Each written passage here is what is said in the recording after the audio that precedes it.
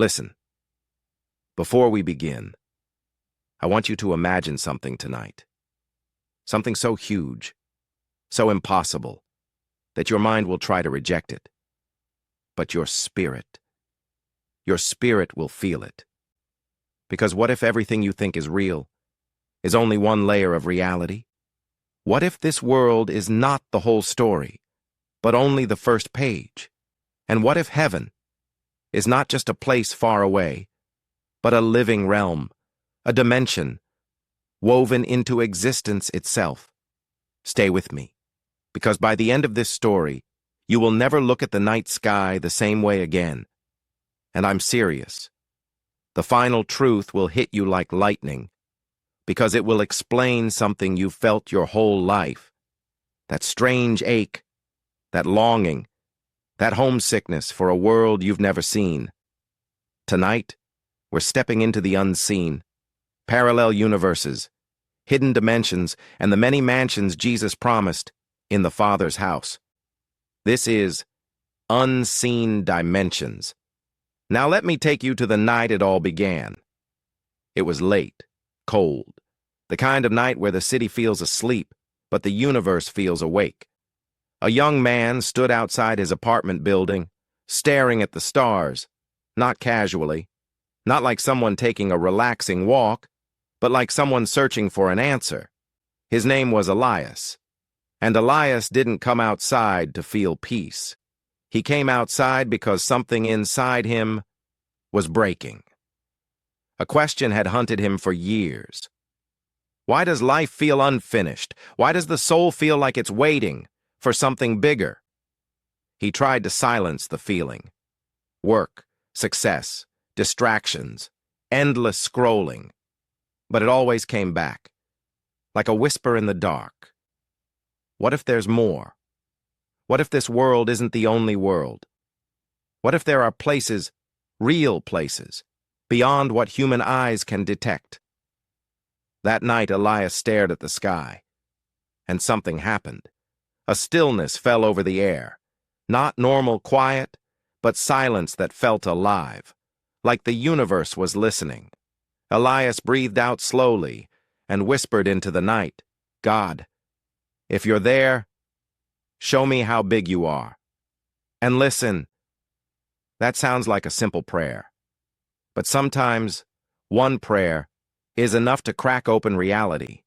Because when you ask the Creator to reveal Himself, you're not asking for information. You're asking for collision, and heaven has a habit of answering those who truly seek. Before Elias went back inside, his phone vibrated. One message. It was from his old professor, Dr. Nathan Cole, a physicist, a man who taught Elias how to think like the universe. The message said, "Elias, I found something you need to see. Come to the lab tonight. No questions, just come." Elias stared at the message. His heartbeat sped up, because he hadn't spoken to Dr. Cole in months, and this felt too perfect to be random, like someone had scheduled this moment. He typed back, "What did you find?" But the professor didn't reply. The wind picked up. The streetlight above Elias flickered once, just once, like the city blinked. Elias swallowed hard and drove to the university. The campus was empty, silent. The lab building was lit on the top floor, one single window glowing, like a candle in a tower. Elias walked through long hallways, his footsteps echoing. The elevator felt too slow. And when he finally reached the lab door, it was slightly open. Light spilled into the hallway. Elias pushed it open. Dr. Cole was inside, standing stiff, staring at a screen, not smiling, not blinking. He looked shaken. Elias spoke softly. "Professor?" Dr. Cole turned slowly. His face was pale, like he had seen something that didn't fit inside the human mind. Elias asked, "What's going on?" Dr. Cole didn't answer right away. He motioned Elias closer, then pointed to the screen. Elias stepped forward and froze, because on the screen was a map of the universe. Not stars and planets, but patterns. Bright areas, dark areas, like fingerprints in the sky. Dr. Cole whispered, "We've been studying the cosmic microwave background, the oldest light in the universe, the afterglow of the Big Bang." Elias stared. The professor continued, "There are anomalies, hot spots, cold spots, things that shouldn't be there, and tonight, our new analysis suggests something impossible." Elias swallowed. "What?" Dr. Cole leaned closer, voice cracking slightly. "It looks like our universe was touched." Elias blinked. "Touched by what?" Dr. Cole whispered. "Another universe." Silence filled the room. Elias almost laughed, not because it was funny, but because it was too insane to accept. "Another universe?"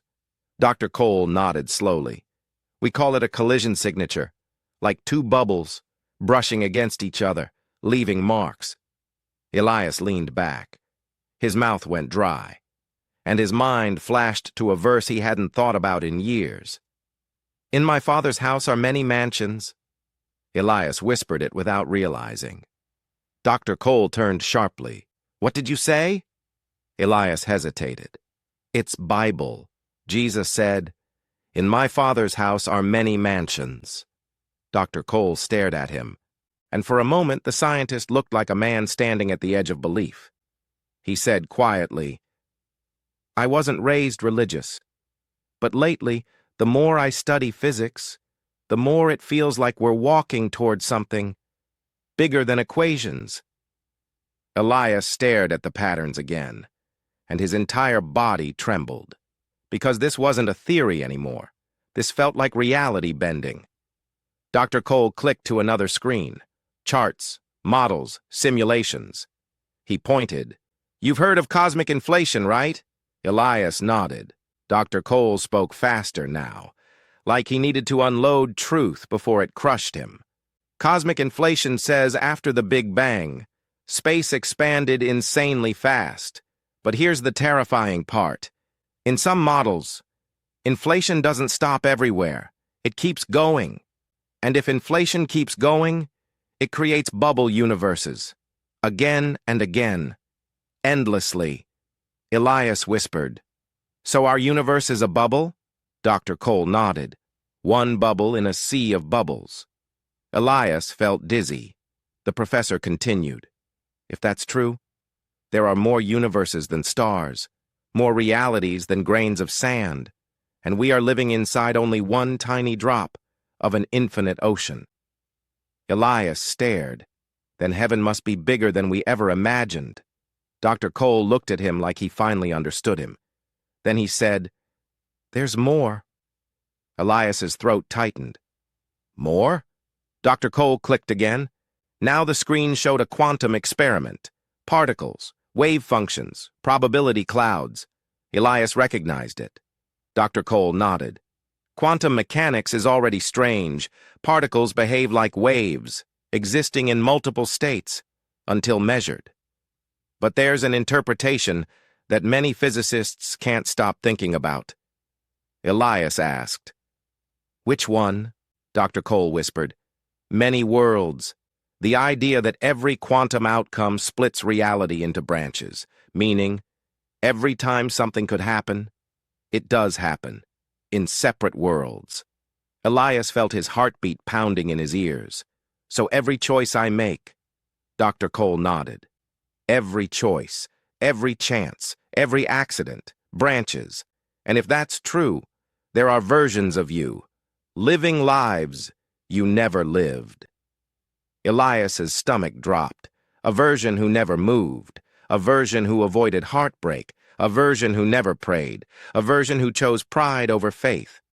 Elias whispered, "That's terrifying." Dr. Cole nodded. "It is, but it's also beautiful." Elias turned. "Beautiful?" Dr. Cole spoke softly. "Because it means reality is deeper than we can measure. Existence is more creative than we ever imagined. And if the universe can branch, then maybe the spiritual realm is layered too. Maybe heaven isn't one flat place, but realms within realms." Elias's eyes widened. Many mansions. Dr. Cole looked away. I don't know, but I can't stop thinking about it. Elias stared at the screen again. Then he asked, Professor, why did you call me? Dr. Cole's jaw tightened. Because something happened 2 nights ago. Elias leaned in. What happened? Dr. Cole's voice dropped. I saw something. Not on a screen, in real life. Elias felt cold. What did you see? Dr. Cole swallowed. A doorway. Elias froze. A doorway? Dr. Cole nodded. I stayed late in this lab, alone, running simulations. At 3:17 a.m., every monitor went black, every light flickered. The air changed, like the room suddenly had pressure, and then in the corner, a shimmer appeared, like heat waves, but colder, and it opened, like a fold in space. Elias whispered, What was inside? Dr. Cole's eyes looked wet. Light. Not normal light. Living light. And a voice came through. Not loud, but it filled the room. It said, Prepare. Elias felt chills. And then the doorway closed. Everything normal again, except I wasn't normal anymore. Elias stared at him. Why didn't you tell anyone? Dr. Cole laughed bitterly. Report it to who? They'd lock me up, or laugh. But you were different. You always asked questions that sounded like faith, but thought like science. Elias whispered, So, you think it's coming back? Dr. Cole didn't answer, because the lights flickered again, the monitors glitched, and Elias felt it, the pressure, the presence.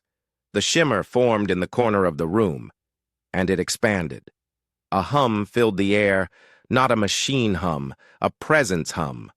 The doorway opened, and inside it, Elias saw the hallway, the same hallway of light stretching into eternity. Doors on both sides, countless doors, and at the far end, brightness like holiness. The voice returned, Come closer.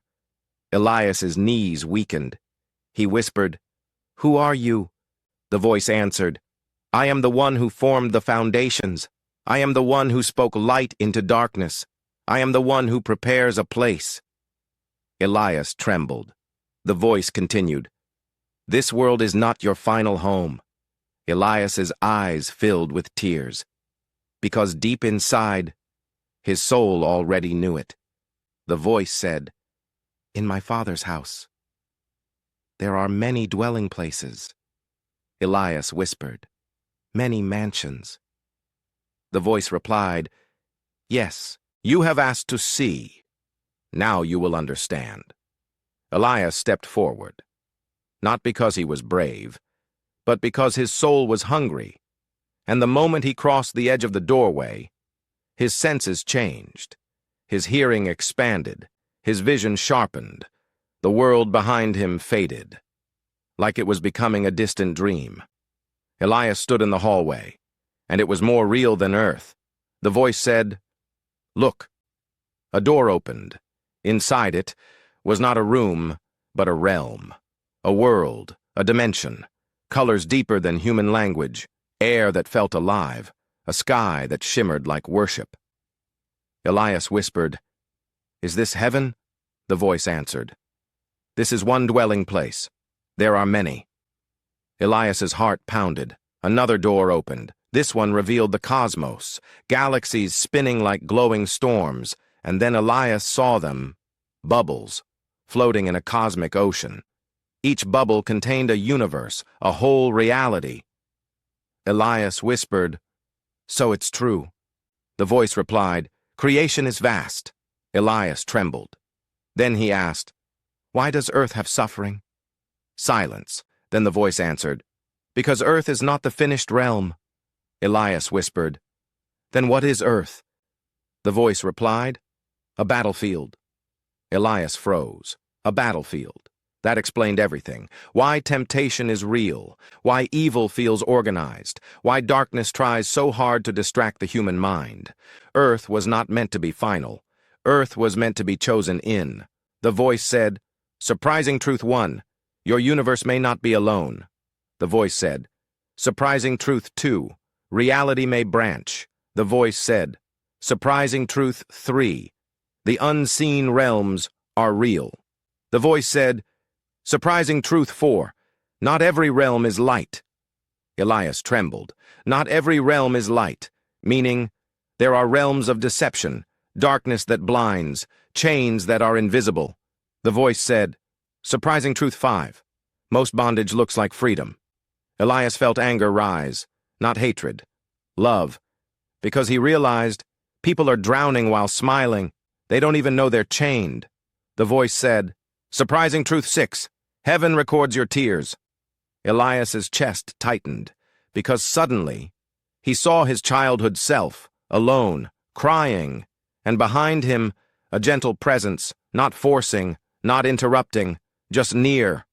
Elias whispered, You were there. The voice replied, I was there. Elias shook, because in that moment, all his pain became meaningful. Nothing was wasted. Nothing was unseen. Then the voice said, Surprising truth 7. The veil is thinning. Elias froze.